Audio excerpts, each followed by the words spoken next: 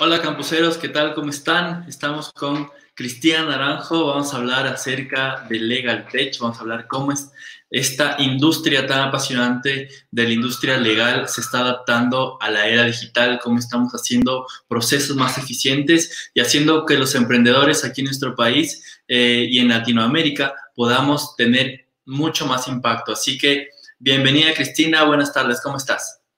Hola Andrés, bien, bueno, muchas gracias, qué bueno conectarnos contigo de nuevo. Gracias por la invitación, realmente es para mí un gusto el poder estar aquí y conectar con toda esa gente, campuseros, como tú bien dices, que tal vez no tenemos la oportunidad de interactuar en otras circunstancias y de compartir bastante todo el tema y combinar todo el tema que es la tecnología con el derecho. Así que gracias por el espacio y esperemos que surjan muchas buenas ideas de esto. Buenísimo, muchísimas gracias, Chris. Así que si puedes ya compartir la pantalla para poder ver pues tu presentación, vamos a hablar acerca de cómo la industria legal se ha adaptado a la tecnología y cómo los emprendedores deberían también tomar la tecnología, la industria legal como un más, como algo que es súper necesario para poder emprender con calidad, para poder emprender con mucho aliento. Así que, ¿me confirmas, Chris? A ver, sí, dame un segundo. No sé si están viendo ya mi pantalla. Sí, listo, ya, ahora la Ya, vemos. estamos Ujú. perfecto. Entonces, bueno, quiero empezar, como digo, Andrés, muchas gracias por la invitación. Y antes de entrar un poco al tema que vamos a hablar hoy sobre la evolución tecnológica en el ámbito legal, quiero presentarme un poco. Bueno, soy abogada que llevo ejerciendo mi profesión hace más de 10 años en el área corporativa, asesorando bastante a lo que son emprendimientos de startups. Y sí creo que en los últimos años, sobre todo, me he centrado en hacer una práctica legal diferente, ¿sí? En tratar de cambiar el método y la metodología con la que se llevaba la práctica legal desde siempre. Así que esto es uno de los temas con los que estamos trabajando bastante, que es el Legal Tech y que realmente es un fenómeno nuevo, digámoslo así que todavía hay muchas cosas por hacer. Entonces, entrando bastante en el tema del que les voy a hablar el día de hoy sobre la evolución tecnológica en el ámbito legal, vamos a empezar con un poco de antecedentes históricos, ¿sí? La primera facultad de Derecho en el Ecuador fue fundada alrededor de 1620, ¿sí? O sea, con esto quiero que planteemos el primer contexto del por qué la evolución en el área legal ha sido tan lenta, ¿sí? El derecho como una carrera tan tradicional, tan formalista y estricta, ha sido realmente una un área en la que se nos ha dificultado, digamos, el emprender, se nos ha dificultado el continuar más allá con la tecnología, justamente por esto, por la carga tan fuerte de tradición que deba nuestra carrera, ¿sí? El derecho en general, ¿sí? Esto también, como les digo, plantea y la antigüedad de la carrera, y por ejemplo en el Ecuador con datos como este, nos da una idea de cuánto ha sido el camino que se ha recorrido y que tampoco se ha innovado, ¿sí? Esto va mucho de la mano de la carga y de la tradición, como les explicaba, ¿sí? Sin embargo, a lo largo de los años se han dado importantes avances tecnológicos que han ayudado a innovar y sobre todo han hecho mucho más fácil la llegada del derecho hacia las personas como consumidores, como clientes y por nuestra parte como abogados.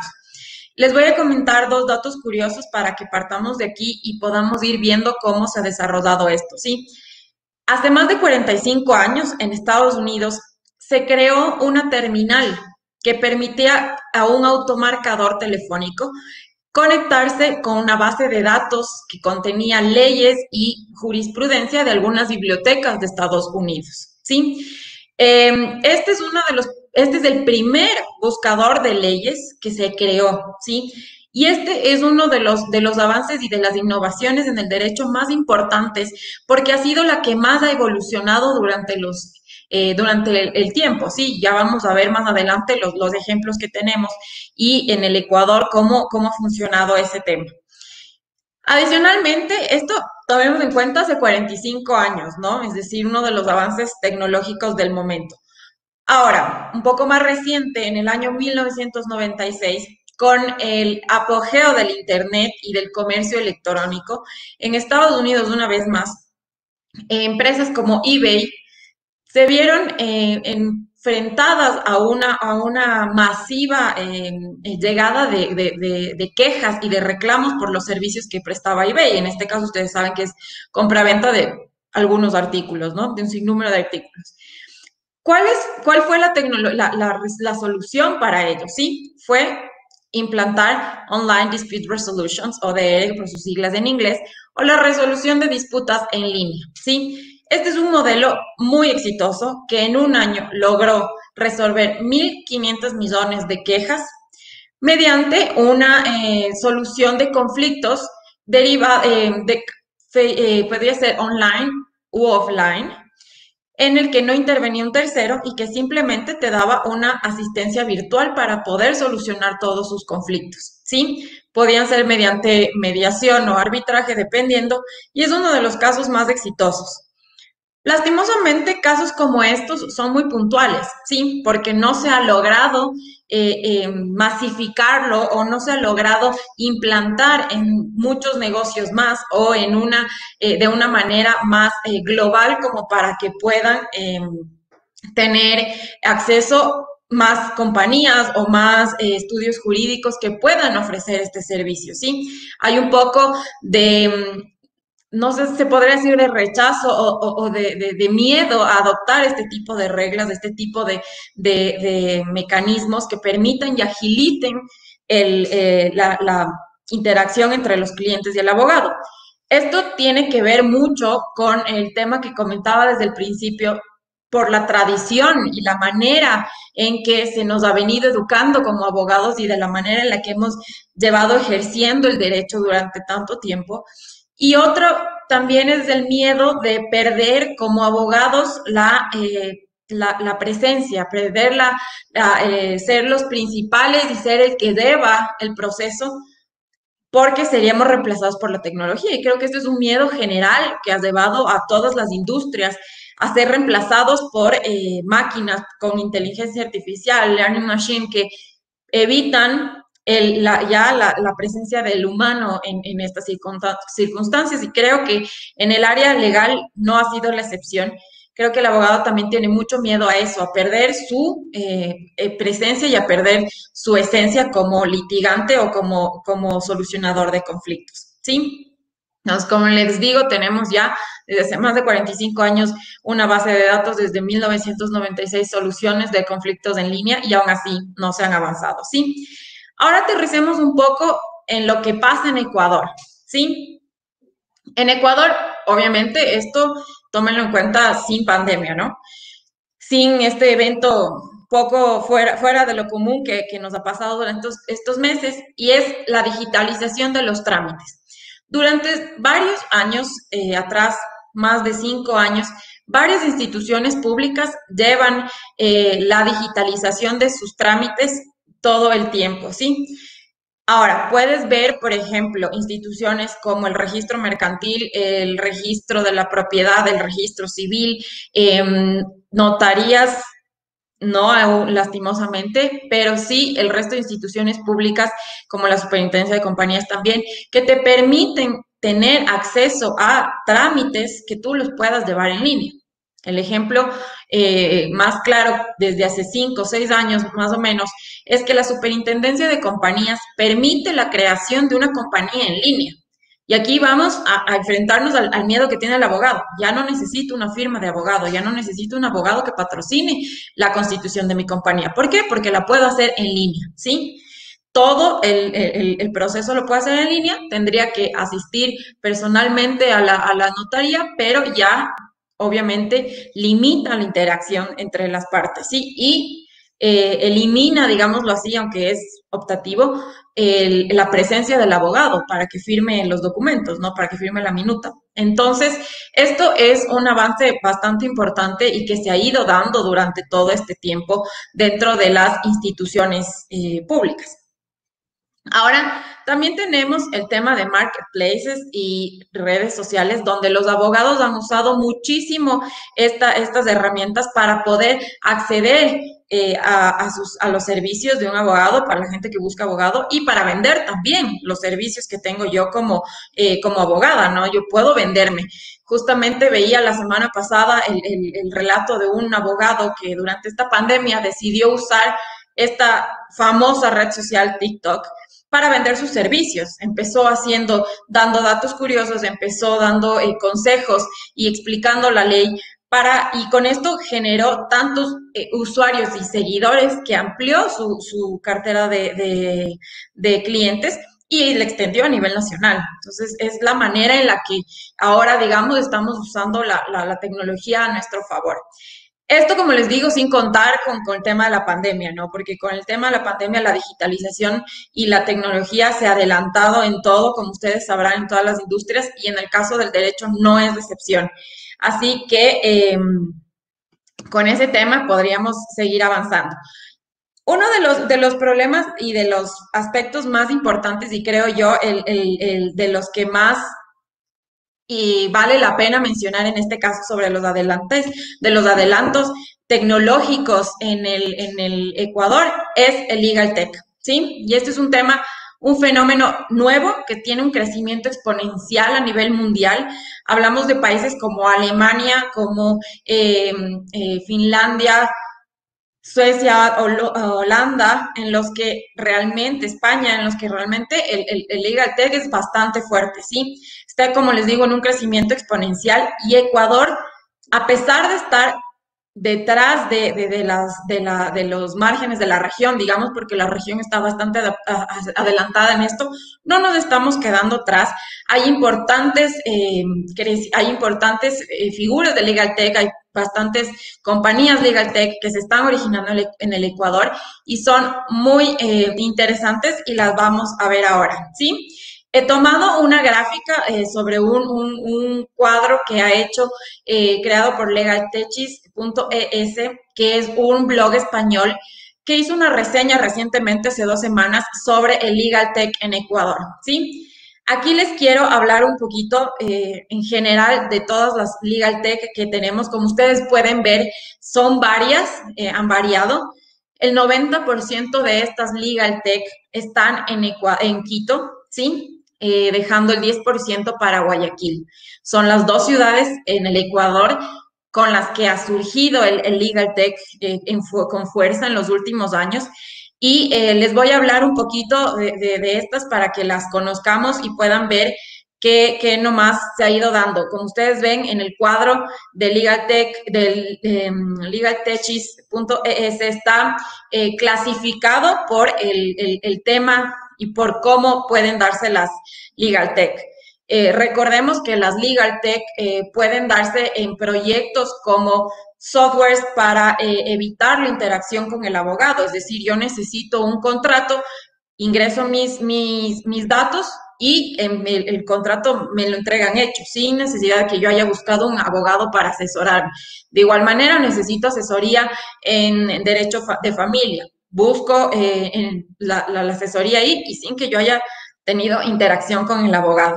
También hay Legal Tech, se centra también en softwares que permiten una mejor estructura de mi estudio legal, ¿sí? Me va a ayudar a organizar documentos, llevar procesos tecnológicamente ordenados, me va a ayudar con mi desarrollo del proceso interno de mi estudio jurídico para que yo pueda tener una respuesta al cliente también más efectiva.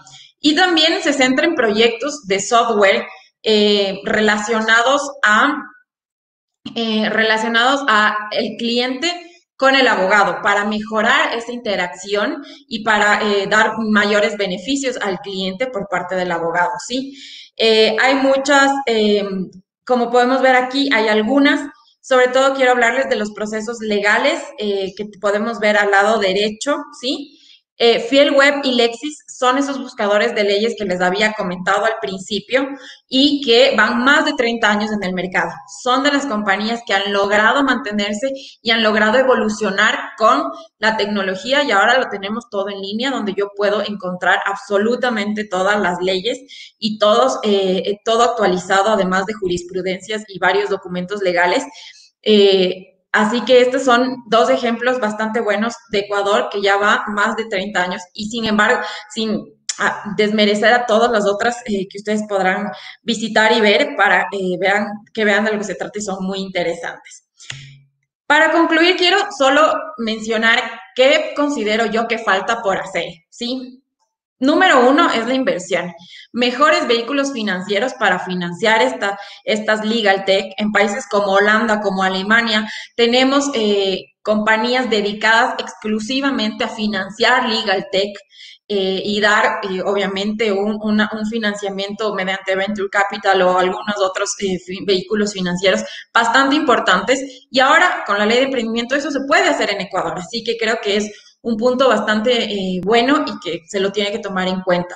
Dos, es la legislación, que si bien es cierto, como les digo, tenemos ya la ley de emprendimiento que nos ayuda con muchos avances. También necesitamos que se promulgue la ley de protección de datos, que nos va a ayudar bastante con este tema y sin duda va a ser un avance muy bueno, sobre todo en comparación a la región y a Europa, con el que tenemos bastantes contactos. Tres, procesos amigables. Nosotros somos abogados, es decir, necesitamos una facilidad. El cliente que va a usar los servicios necesita que sean procesos más ágiles, más amigables, que podamos entenderlos fácilmente y que podamos tener un acceso sin complicaciones, ¿sí? Y cuarto, creo que es la educación. Para mí es fundamental que se generen nuevas generaciones de abogados, ¿sí? De estudiantes desde la universidad. Los estudiantes puedan y se interesen en investigar y entrar en este campo que es muy interesante, que es un fenómeno nuevo y que realmente merece mucho la pena ser desarrollado en el Ecuador. Quiero, por cuestiones de tiempo, dejar hasta aquí el tema. No sé, Andrés, es que hay alguna pregunta o si quieren topar otro tema, pero realmente creo que nos queda muchísimo por hablar y sería súper bueno continuar en una siguiente ocasión. Seguro que sí, Cris, hay muchísimo por hacer. Hay simplemente una pregunta para que la gente, como estamos hablando con gente que hace más tecnología, ¿qué hace falta o cuáles son esos productos que en este momento los abogados están buscando? Claro, por ejemplo, es que tenemos las dos fases, ¿no? Lo que busca un abogado y lo que busca un cliente. Entonces, yo como abogado voy a buscar muchas veces, por ejemplo, tener una interacción más efectiva con mi cliente, ¿sí? Con el tema de Zoom, por ejemplo, ha mejorado muchísimo el tiempo porque evitamos los traslados y podemos tener una comunicación más efectiva. Sin embargo, sí faltaría un tema tal vez más completo y específico como para que me permita llevar a mí una reunión agendada con varios procesos, por ejemplo, se me ocurren. También como clientes, muchos buscan una solución más práctica, menos costosa, ¿sí? Ahí teníamos ejemplos muy buenos del tema de contratos. Yo ingreso mis datos, lo que necesito del contrato y con eso estamos generando más fuentes, menos interacción, digamos, con el abogado, pero a un menor costo, sí, con el mismo producto. Perfecto, Cris. Pues hay muchísimas oportunidades, chicos. Toda la gente campusaria que está aquí, hay mucho por hacer en el campo legal. Te agradezco muchísimo, Cris. Y ahora en el Barcamp vamos a tener a Javier Moreano. Él es director de marketing de NetLife. Nos va a hablar de las habilidades que necesitamos para los profesionales del futuro. Así que vamos simplemente a conectar a Javi. Hola, Javi, ¿qué tal? ¿Cómo estás? Hola Andrés, ¿qué tal? Mucho gusto, ¿cómo estás?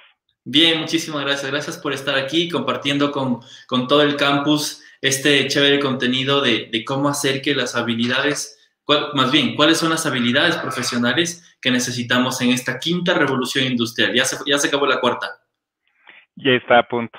Estamos a la vuelta de la siguiente. Bueno, Javi, entonces, pues te dejo con toda esta audiencia para que nos puedas compartir tu experiencia y pues también tu visión respecto a este tema y en un ratito ya seguimos conversando. Chévere Andrés, muchísimas gracias. Déjeme compartir la pantalla.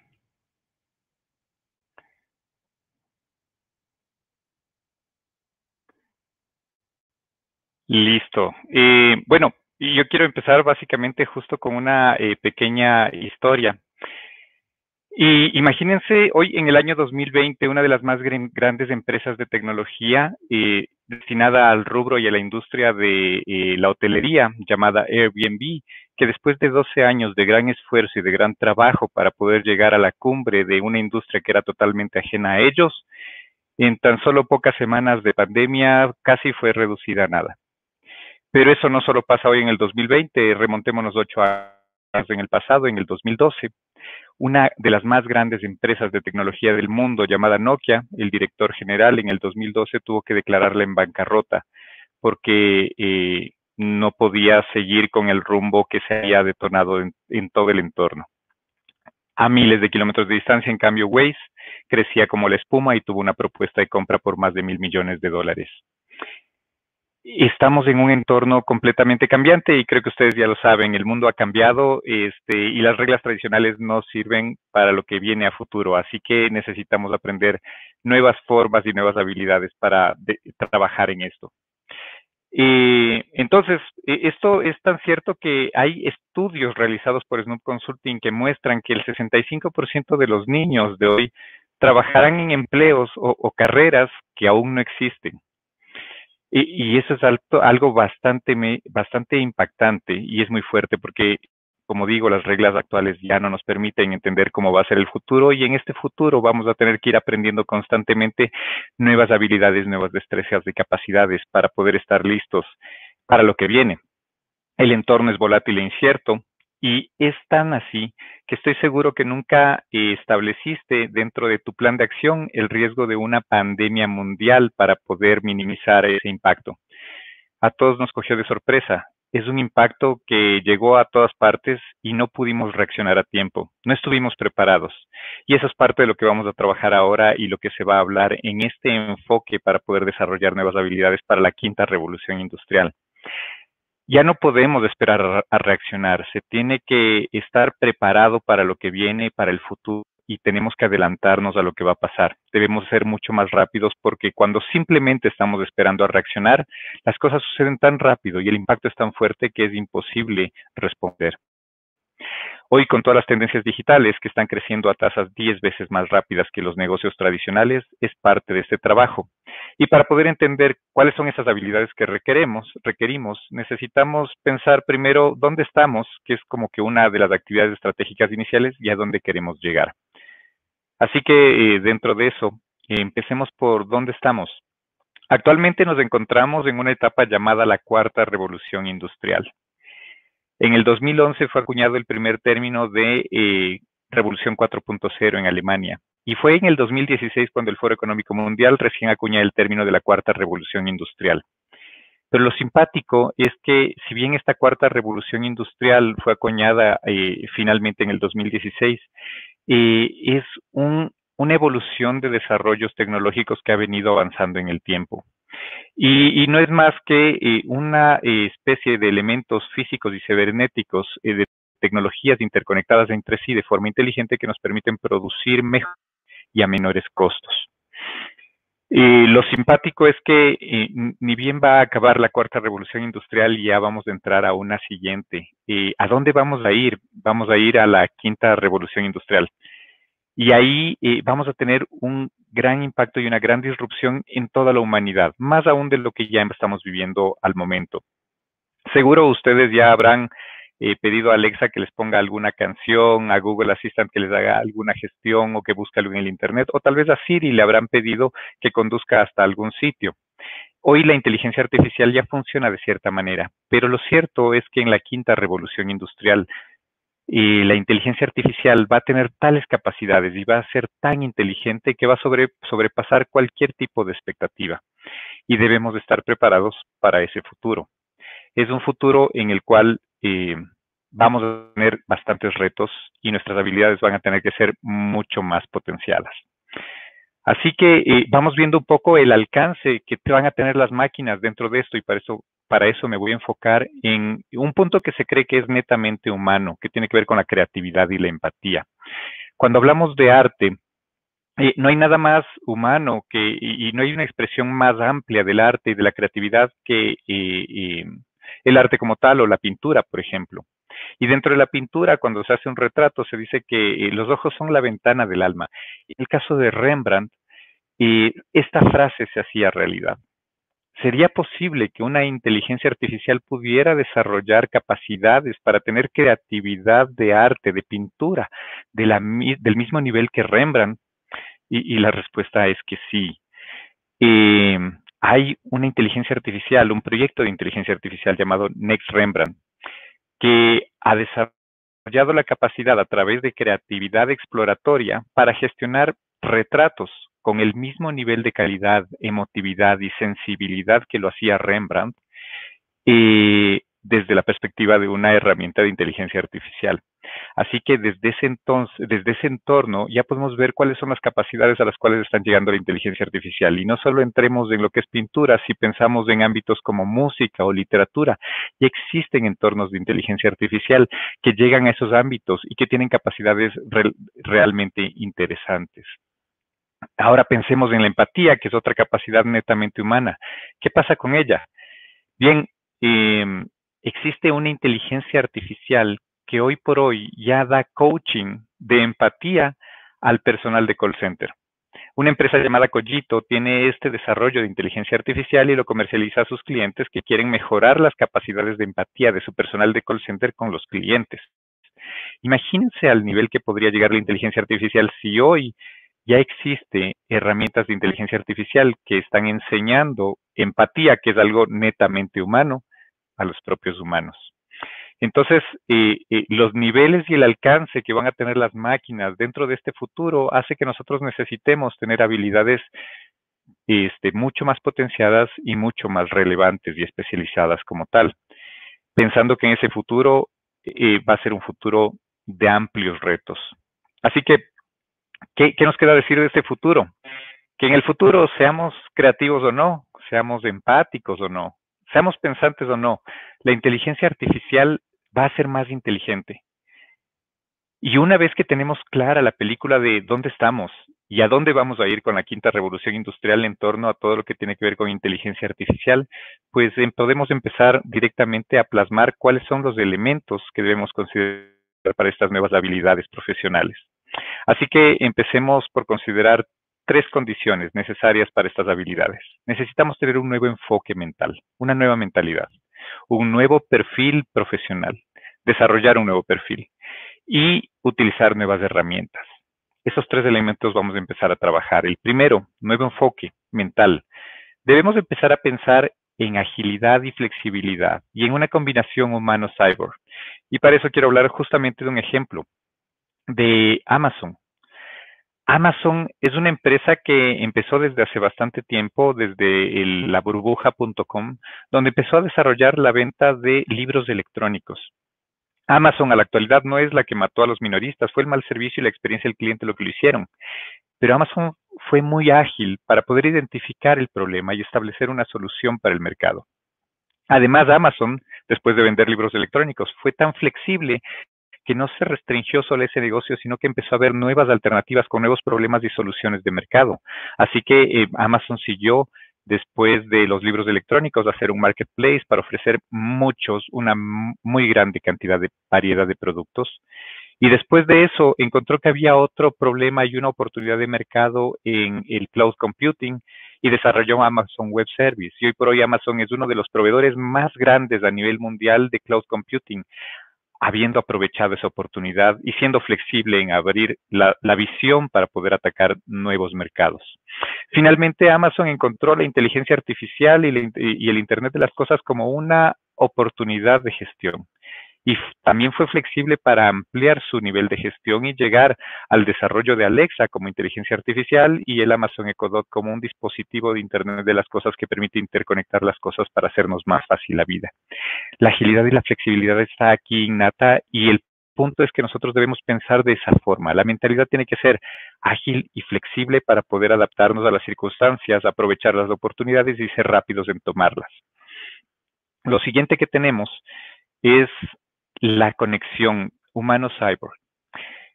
Típicamente hay este tema de riesgo sobre lo que pueden hacer las máquinas y cómo nos pueden desplazar, pero la invitación aquí a nivel mental es empezar a desarrollar ambos potenciales, dejar de ver a las máquinas como enemigos o como rivales y empezar a abrazarlas como un complemento perfecto para desarrollar una mejor versión de mí mismo, un super yo que sea potenciado a través de las habilidades que yo puedo desarrollar como humano, con empatía, creatividad y pensamiento crítico, conectando y ampliando a las habilidades que puede tener una máquina y que puedo aprovechar yo si la incorporo dentro de mi gestión diaria, dentro de mi convivencia y mi gestión profesional. La mezcla de ambas cosas nos permite desarrollar un mejor yo como tal, y eso es parte de ese cambio de mentalidad, porque involucra meternos en ambos campos, en el campo humano y en el campo cyborg o tecnológico como tal. Una vez que tenemos esa primera parte, que ya hemos visto lo que es el nuevo enfoque mental, entremos en el nuevo perfil. ¿Cómo es este nuevo perfil? Bueno, para eso empecemos con un pequeño ejemplo. Ustedes deben ubicar a Yuya. Ella es una de las youtubers más conocidas en Latinoamérica, y ella se basa en un canal de YouTube donde habla de maquillaje, moda y otras cosas por el estilo. Pero la parte interesante de esto y por qué la tomo como ejemplo es porque ella estudiaba arte cuando empezaba a hacer su canal de YouTube. Y ella tuvo que aprender muchas habilidades diferentes, no solo lo que estaba siguiendo de arte. Ella tuvo que enfocarse en aprender grabación de video, edición de video, postproducción de video, gestión de la comunicación, difusión y publicidad en redes sociales, marketing digital, cómo establecer una propuesta de valor atractiva para un público, para una audiencia. Y de esa perspectiva, lo que estamos diciendo, lo que quiero decir es que se necesita en este nuevo perfil polimatía. Polimatía que no es más que dominar diferentes disciplinas. ¿Qué disciplinas debemos dominar para esto? Bueno, la primera es la disciplina de aprender a aprender. Es un enfoque de aprendizaje, tenemos que aprender constantemente, esa es la base. Y porque siempre van a haber nuevas cosas, nunca nos vamos a poder quedar en el mismo sitio, porque siempre se va a haber nuevas cosas que aprender y tenemos que evolucionar en ello. Lo siguiente es la gestión digital. Debemos entender todo lo que es digital, entender las redes sociales, entender cómo funcionan los algoritmos de redes sociales, entender cómo funciona la difusión de comunicación en redes sociales, cómo funciona la pauta digital, cómo funciona el alcance, cómo funciona el tráfico orgánico. También necesitamos entender el uso de las diferentes tecnologías, cómo se utilizan las tecnologías, cómo puedo trabajar mejor y cómo la configuro de mejor manera para que sea más útil estas herramientas para mi gestión profesional, para potenciar mi productividad como tal y que me permita hacer mucho más en menos tiempo, con más calidad y con menos esfuerzo. Y eso involucra estar aprendiendo constantemente a utilizar nuevas herramientas. Algún rato habremos utilizado Facebook, después Twitter, después YouTube, después Snapchat, después Instagram, después TikTok. Y involucra un aprendizaje constante y aprender a utilizar y saber cómo aprovechar esas tecnologías. Adicionalmente también es el siguiente paso, empezar a programar. Aprender de programación es muy necesario porque nos permite entender más la mentalidad sistemática de gestión con máquinas. Pensando que en este futuro las máquinas van a estar por doquier, es mucho mejor poder tener ya un pensamiento que nos permita entender cómo funciona una máquina. Y una vez que tenemos la programación, debemos entrar dentro de la inteligencia artificial definitivamente a empezar a programar con Python y conectar para entender la gestión de algoritmos, incluyendo matemática y estadística, para poder desarrollar esos elementos que nos permitan ser mucho más productivos en este futuro. Así que eso es parte del nuevo perfil y es algo que tenemos que entender, todos tenemos que entrar dentro de eso. Ya no es que yo soy creativo y no voy a ver nada de números o estadística, no funciona así, tengo que entender esas otras disciplinas. Y ya no es nada de que yo solo conozco de estadística y de números y no voy a ver los temas creativos. No, también debo conocer de varias disciplinas para poder ser hábil en este futuro que viene. Lo siguiente que tenemos, pues una vez que ya hemos visto lo que es el nuevo enfoque, el nuevo perfil, vamos a ver cuáles son las nuevas herramientas. Y en estas nuevas herramientas, el enfoque fundamental es que necesitamos conectar metodologías ágiles, que es una herramienta de trabajo a nivel de pasos, y herramientas digitales, que son elementos que nos van a facilitar la vida para poder utilizar estas metodologías ágiles como tal. Dentro de esto, la propuesta específica es combinar estas herramientas de Trello y OneDrive con las metodologías Lean Startup y Agile. Las metodologías ágiles de Lean Startup y Agile me permiten moverme rápidamente para ganar esa agilidad y flexibilidad que hablábamos a nivel de mentalidad inicial. y trabajarlas en herramientas como Trello, que es una metodología ágil, y OneDrive me permiten aprovechar la tecnología para moverme mucho más rápidamente. Estoy seguro que muchos de ustedes ya utilizan OneDrive y ya utilizan Trello, y la perspectiva de eso es que conectado con estas metodologías nos van a permitir una mejor gestión. Me voy a enfocar un poquito en Trello para hacer unas recomendaciones sobre la gestión que habrán estado haciendo. Como ustedes saben, Trello se maneja en una metodología Kanban que funciona en gestión de tareas. Y la gestión de tareas funciona siguiendo unos flujos con unas columnas que son el paso 1, paso 2, paso 3, paso 4. Mi recomendación en esto, de pronto, para que ustedes puedan gestionar diferentes tareas, es la que está plasmada en la parte superior, donde les propongo unas entradas, que esa sería la columna inicial, como para saber dónde empiezan las cosas que yo aún no topo, pero que las debo hacer, donde en espera, donde están las tareas que voy a dejar pendientes, recurrentes del mes, donde estarán las tareas que yo voy a hacer cada mes, y haciendo, que serán las tareas que yo hago. Una vez que acabo de hacerlas, las paso a revisión para que las revisen, y una vez que que pasaron de revisión, las paso a listas para que queden ahí finalizadamente. El momento que trabajo con archivos, les recomiendo que no sean archivos cargados a Trello, sino que sean en OneDrive, porque de esta manera yo puedo editar colaborativamente los archivos sin tener que descargarlos y volverlos a cargar y cargarlos y volverlos a descargar. Una vez que hemos empezado a dominar, porque un tema es que hay que entrar dentro de esto y experimentar dentro de esas herramientas para encontrar la mejor opción. La idea final es que yo debería con estas herramientas integrar todo el conocimiento, entendimiento de las redes sociales, de los analytics que se dan al respecto, de la gestión de SEO y de los navegadores, y eso conectarlos a finalmente un entendimiento de la inteligencia artificial que me permita identificar patrones, tener una gestión digital completa, holística sobre toda la red, que me dé mucha más inteligencia para poder identificar oportunidades. Es así que esas son las herramientas que debemos adoptar, y con esa adopción podemos avanzar. ¿Cuál es el avance que tenemos que tener? Debemos pensar que con estos elementos vamos a conseguir un nuevo enfoque mental, un nuevo perfil profesional y nuevas herramientas que me van a permitir potenciar este futuro y aprovechar o desarrollarme adecuadamente en esta quinta revolución industrial. Porque la verdad es que la quinta revolución industrial está a poca distancia de acá, está a la vuelta de la esquina, y todos tendremos que reinventarnos en ella. Así que es súper importante que pensemos que si no te reinventas es una clara señal de que puedes quedar obsoleto. Y no sé si es que tienen alguna pregunta al respecto en este poco tiempo que nos queda. Pues muchísimas gracias, Javi. Sí, yo tengo una pregunta para poder finalizar con esto. Es claro que tenemos que aprender a usar la tecnología, pero ¿qué nos hace falta para poder crear la tecnología? Para crear la tecnología, primero es empezar a usarla. El momento que la usamos podemos entender cosas. Te doy un ejemplo, Python. Yo necesito aprender a utilizar Python, a programar en Python. Una vez que empiezo a programar en Python, me doy cuenta que ya existen librerías abiertas que puedo utilizar de forma masiva y que sirve como un rompecabezas. Y sobre ese rompecabezas yo empiezo a conectar los diferentes elementos y armo nueva tecnología y empiezo a desarrollar nueva inteligencia artificial. El simple hecho de aprender a programar ya es el paso inicial como para que yo sepa armar nueva tecnología y combinar las cosas. Y una vez que entro dentro de ese entorno, pues es monear y entrar y profundizar y aprender más. Sí, simplemente para acabar, pues muchísimas gracias, Javi. Es súper importante que nosotros también aprendamos a fallar, que es algo que hemos conversado tú y yo algunas veces, que en la iteración y la prueba y error de procesos dentro de las empresas es algo muy importante. Así que te agradezco muchísimo por estar en este Barcamp del Campus Party, y pues en siguientes eventos y ocasiones esperamos seguir contando contigo, ¿sí? Igual, Andrés, muchísimas gracias, mucho gusto. Que estés muy bien.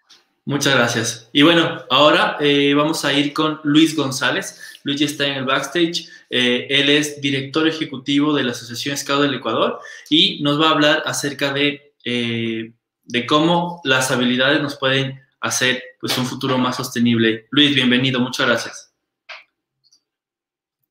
No te escucho. No, tu micrófono creo que está muteado. ¿Puedes revisarle, por favor?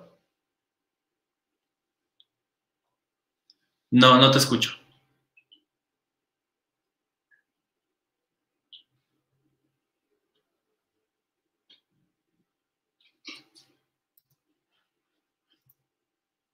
Quizá eligiendo otro micrófono. Puede salir por allí.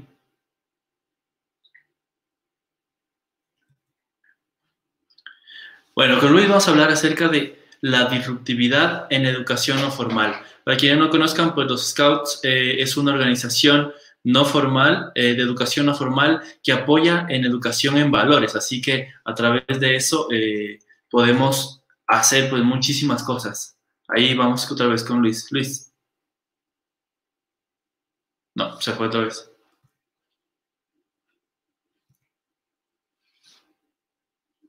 Bueno, el método Scout se basa en el juego, en la creatividad, y con eso, justo eso nos va a hablar Luis ahora mismo, para poder comprender cómo la educación no formal puede ayudarnos a lo que hablaba justamente Javi, de encontrar estas oportunidades y de ser polimáticos y de poder hacer múltiples cosas a la vez, pero hacerlas eficientemente. ¿Ahí me escuchas, Luis?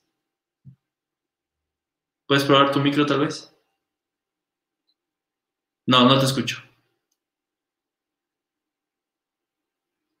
Quizá, sí, sí le conectas.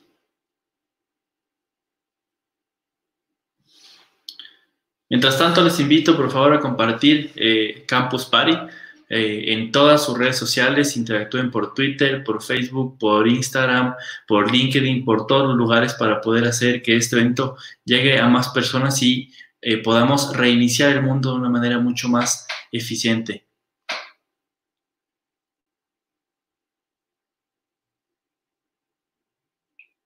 Ahí, ¿puedes probar, Luis?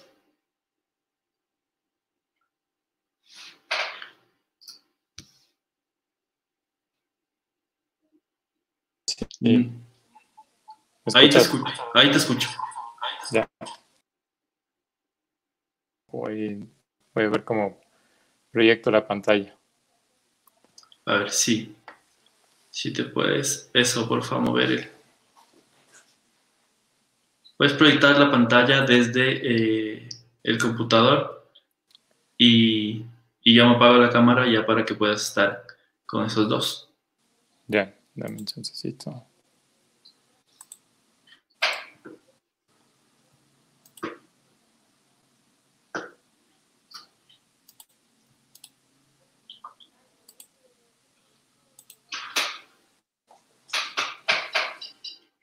Listo. Ahí estamos viendo tu pantalla. Sí, ahí estamos viendo tu pantalla, Luis. Listo, gracias. Y te escuchamos súper bien. Bueno, gracias. Sí, perdón por el tema técnico. Sí, vamos a presentar este tema de la disruptividad de la educación no formal. Entonces, esto es un elemento bastante importante para lo que se viene, ¿no es cierto?, dentro del mundo, tanto desde el punto de vista tecnológico como desde el punto de vista humano, y lo que debemos hacer para esta nueva revolución, ¿no es cierto?, que escuchábamos antes, la quinta revolución industrial.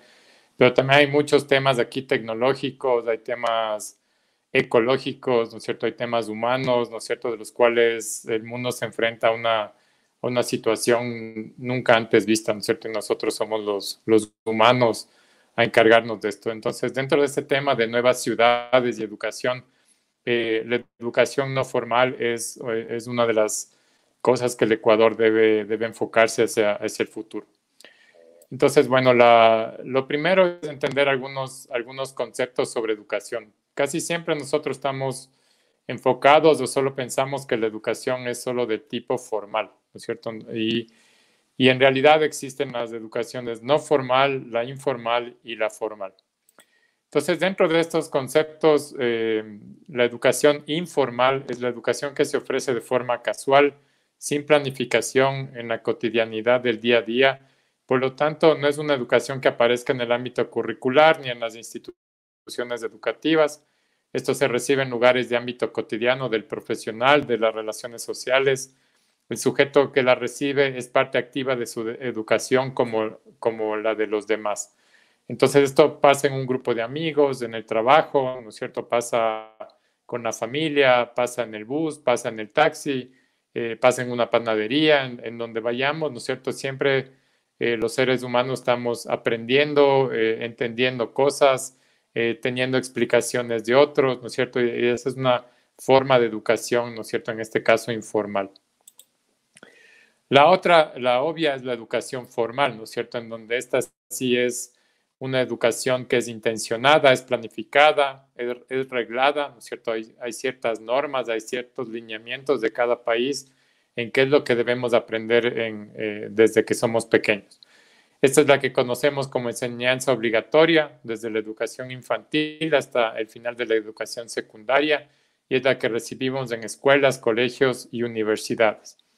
Es de educación controlada por el gobierno, ¿no es cierto? Por eso tiene estas reglas. El gobierno de cada país es quien especifica, ¿no es cierto?, cuáles son los lineamientos educativos o los parámetros educativos con los cuales nos educamos cuando estamos en estos esquemas.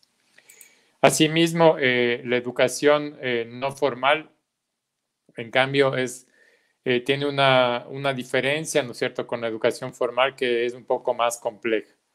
No es como la informal que pasa en la parte cotidiana, ¿no es cierto? Más bien esta es una educación que también es intencionada, que también es planificada y ocurre fuera del ámbito escolar obligatorio, ¿sí?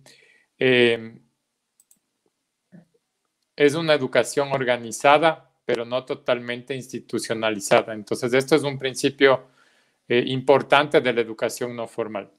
Y esto tiene contexto sobre todo en las actividades extraescolares, en el caso de los niños, pero esto se aplica tanto para adultos como para jóvenes. Es una educación complementaria, opcional, flexible y, entre comillas, extrañamente obligatoria, porque esto se da en marco de mi interés por aprender, mi interés por explorar nuevas cosas, nuevos conocimientos, que es lo contrario a la educación obligatoria o formal, que en cambio estamos obligados a aprender lo que nos dicen o lo que nos tratan de enseñar.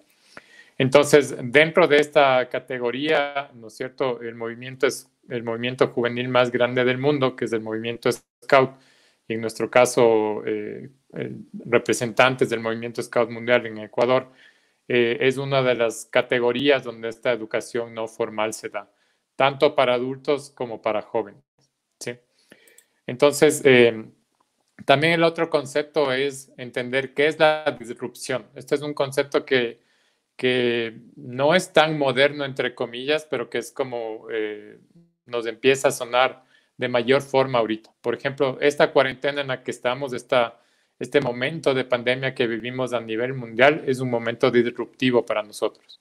Sí, este es un momento en donde hay una curva de inflexión a nivel mundial, ¿no es cierto?, donde todos estamos aprendiendo rápidamente o teniendo cambios rápidamente en lo que debería ser, entre comillas, lo que llaman los gobiernos la nueva normalidad, ¿no es cierto? Entonces, este tema disruptivo es un término que procede del inglés, disruptive, y que se utiliza para nombrar a aquello que produce una ruptura brusca.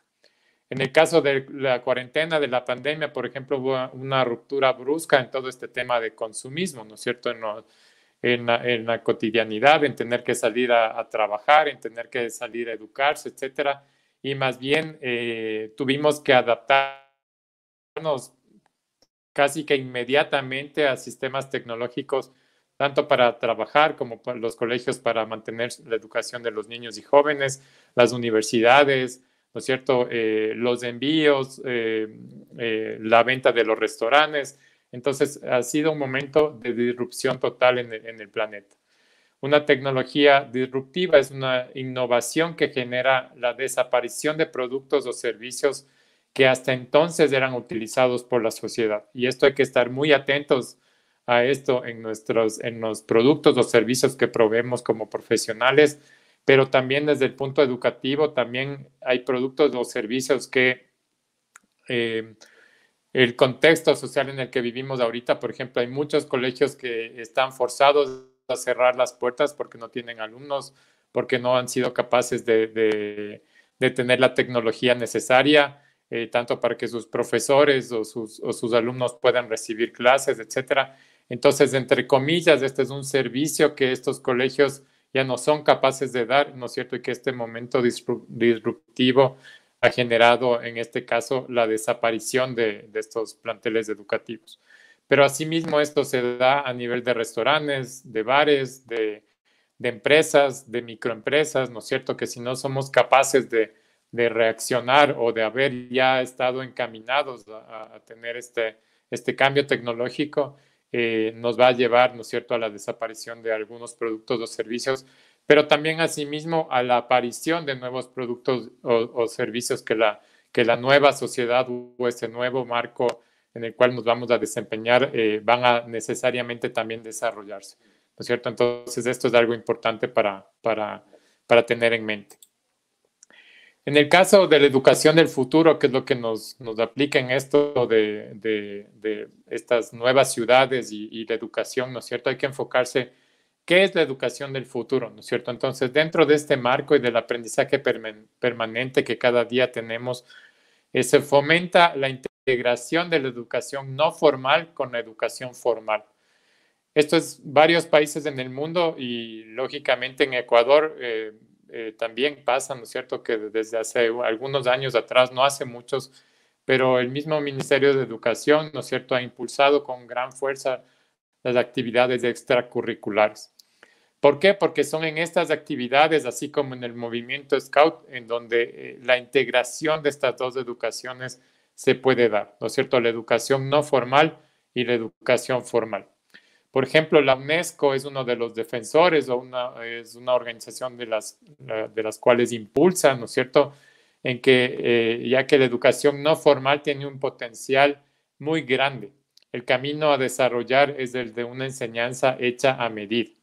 Entonces, lógicamente, aprender física, aprender matemáticas, aprender alguna ciencia, ¿no es cierto?, aprender no sé, todas las cosas que tenemos en la universidad o en los colegios, lógicamente necesita de tener una estructura y de tener forzadamente que tener un conocimiento adquirido para poder llamarse uno profesional.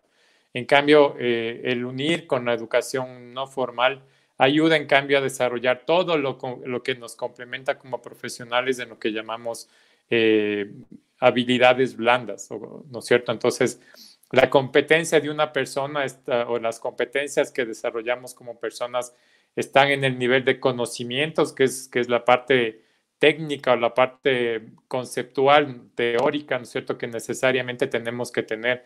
Pero asimismo debemos desarrollar habilidades, y en las habilidades son habilidades profesionales, técnicas, así como habilidades blandas, como resolución de conflictos, solución de problemas, comunicación asertiva, etcétera. Entonces, estas dos cosas son importantes para las habilidades que debemos tener en el siglo XXI. Y luego, lógicamente, para que la competencia se dé, ¿no es cierto?, con el conocimiento y estas habilidades que hablamos, también entra el tema de actitudes. Y las actitudes solo se dan cuando nosotros queremos lograr cosas, queremos tener objetivos logrados, queremos, ¿no es cierto?, desarrollar competencias, y para eso la educación no formal es la que nos ayuda tanto en el desarrollo de estas habilidades como en el aprender, ¿no es cierto?, o en desarrollar nuestras actitudes. La educación no formal se aplica en una variedad de ambientes de aprendizaje y no está limitada a salas o conferencias o aulas de clase, ¿no es cierto? Entonces, esta es una educación que se da un poco más de forma libre, ¿no es cierto? Y así puede darse en un parque, en un bosque, en un museo, en una infinidad de lugares, ¿no es cierto?, donde no necesariamente puede ser un auditorio o una sala de clase en donde normalmente tenemos la educación formal, ¿no es cierto? Esto más bien es algo que se adapta a cualquiera de estos otros espacios, incluso también a los auditorios o a las aulas de clase, ¿sí?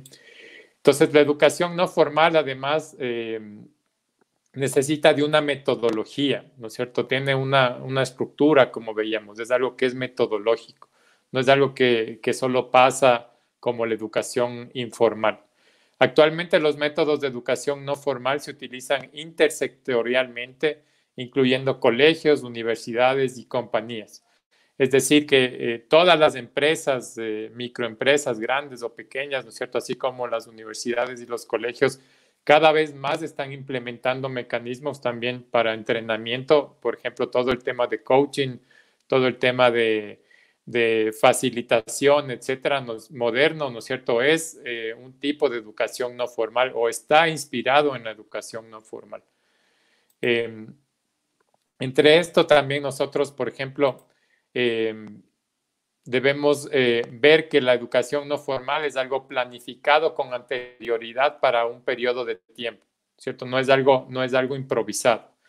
La educación no formal tiene el apoyo o soporte de un facilitador, en el caso del movimiento Scout, de un voluntario o de otras personas que están preparadas, ¿no es cierto?, o están capacitadas para poder desarrollar esta metodología. Es estructurado, pero al mismo tiempo es flexible para poder atender a las necesidades de cada participante. Y esto es algo importante porque parte de la propia necesidad del participante, pero asimismo de la propia voluntad del aprendiz, en este caso, para aprender. Entonces, esa es una gran diferencia con la educación formal. La educación no formal es una parte integral del concepto de aprendizaje permanente, es decir, que es el aprendizaje que vamos a tener de aquí para nuestro futuro. Estos son aprendizajes que nos queda para toda la vida, ¿no es cierto? Y aquí parte lo que les decía antes en el tema de competencias, ¿no es cierto? El tema de conocimientos teóricos, el tema de habilidades, ¿no es cierto? El tema de desarrollo de habilidades, tanto técnicas como habilidades blandas, el tema de desarrollo de actitudes. Entonces, una actitud positiva, por ejemplo, no se logra en la universidad, no se logra en la casa, ¿no es cierto? No se logra solo pensando que yo debo tener actitud positiva. Una actitud positiva se logra también entrenando, también aprendiendo, también teniendo como concepto que eso es algo que yo debo tener en la vida, ¿no es cierto? Una actitud hacia lograr cosas grandes o pequeñas, hacia lograr objetivos, ¿sí? Hacia cumplir mis metas, hacia ser un buen ciudadano, una buena persona. Entonces, esas son actitudes que desarrollamos con educación no formal. Además, partimos de que la educación no formal necesariamente también nos ayuda a tener conductas que son basadas en valores. Entonces, se forman ciudadanos que son mejores para el país y, lógicamente, mejores para el planeta, para el mundo. Ciudadanos que aportan a la solución de cosas y no, como vemos en nuestro contexto social, ciudadanos con pocos valores que más se enfocan en su propia ambición, ¿no es cierto?, en vez de ver el beneficio colectivo, ¿no es cierto? Entonces, estas habilidades para la vida es lo que se desarrolla cuando participamos dentro del movimiento Scout, tanto para los voluntarios que forman parte de la organización, como para los niños y jóvenes que en este caso están teniendo un aprendizaje para su vida desde pequeños. Pero también se da en el contexto de los adultos, ya que ellos también tienen esta parte de adquirir conocimientos, desarrollar habilidades, generar actitudes y además el aprendizaje, ¿no es cierto?, a través de los valores. Y este es un concepto, un principio también de la educación no formal, en el caso de nuestros voluntarios que aprenden haciendo las cosas. Entonces, no es que estamos solamente leyendo un libro, no es que estamos solamente participando de un curso, sino que al aprender haciendo es donde se desarrollan este tipo de actitudes, habilidades y valores. Dentro de la educación no formal, los aspectos principales, ya esto como resumen, es que es de participación voluntaria. La participación del aprendiz es una participación activa. El aprendizaje se da en un contexto de un grupo. Entonces, nosotros somos parte de un grupo de personas, en el caso donde aprendemos tanto de nosotros mismos, de lo que nosotros podemos aportarle a ese grupo, pero también cómo nos complementamos con las otras personas de este equipo de trabajo para que ellos nos aporten también estas enseñanzas desde cada uno de sus propios contextos, profesiones, actitudes y valores. La educación no formal está centrada en el aprendiz, no está centrada en el conocimiento, se está centrando en la persona que necesita o desea aprender. Y esto es también un concepto de los aprendizajes de e-learning, ¿no es cierto?, de los aprendizajes en el modo virtual, ¿no es cierto?, se centran en lo que el aprendiz, en lo que yo como alumno deseo conocer, ¿no es cierto?, y eso cambia el paradigma de la educación formal. También se da el aprendizaje experimental, lo que les decía antes, el aprendizaje de cuando yo practico o hago algo, ¿no es cierto?, experimento con algo, entonces el aprendizaje se da a través de la acción, y esto es una de las partes más importantes porque así es donde nos queda el aprendizaje grabado en nuestras neuronas. El aprendizaje se da en espacios seguros, ¿no es cierto? Y además, lo que decíamos antes, está basado en una serie de valores. Entonces, estos son aspectos fundamentales dentro de lo que son los principios de educación no formal. La educación formal contribuye al desarrollo personal y profesional. Esto es algo importante que hay que ver, que esto no es solo para chicos pequeños, para niños o jóvenes, sino que también nos ayuda a nosotros como profesionales en el desarrollo de las habilidades que necesita el ser humano en el siglo o en los años que vivimos ahora, ¿no es cierto? Y entre otras cosas, contribuye a la inclusión social, a la ciudadanía activa, a la democracia, a los derechos humanos, ¿no es cierto? Como decíamos antes, la educación no formal nos ayuda a desarrollar actitudes y valores, ¿no es cierto?, en torno no solo a nosotros mismos, sino en el círculo social, en la ciudad, en el contexto social también en el que vivimos. Entonces hace de estos ciudadanos activos, ciudadanos que aportan a nuestras compañías, a nuestras instituciones, ¿no es cierto?, al país mismo, ¿no es cierto?, al sitio donde nos desenvolvemos, a nuestros barrios, a ver soluciones para los problemas o las situaciones cotidianas que tenemos. Entonces, esto es en resumen rápido, ¿no es cierto?, qué es la educación formal en esto que implica las nuevas ciudades, ¿no es cierto?, y los principios educativos. Les invitamos igual a que sean parte de Scouts Ecuador, una organización con 100 años de vida dentro de nuestro país, una organización que ha tenido que reinventarse varias veces, ¿no es cierto?, y esta vez no es la excepción. Así es que les invitamos también a ser parte de lo que es el mundo Scout y el movimiento Scout y todas las cosas que ustedes pueden desarrollar a través del movimiento. Así es que muchas gracias por este tiempo. No sé si hay alguna pregunta o alguna situación más. No, más bien agradecerte por tu tiempo, Luis, por todo esto que nos has contado. Seguramente a muchos les ha servido y claramente la educación no formal es algo que debemos seguir impulsando. Así que les invitamos a todos a formar parte de este movimiento, no importa en qué edad estás, porque puedes aportar, siempre buscando pues un mundo mejor y haciendo que las cosas sucedan con acciones. Conmigo nos vemos en un ratito más, les dejamos con la siguiente charla. Muchísimas gracias por su tiempo y hasta luego. Muchas gracias, chao.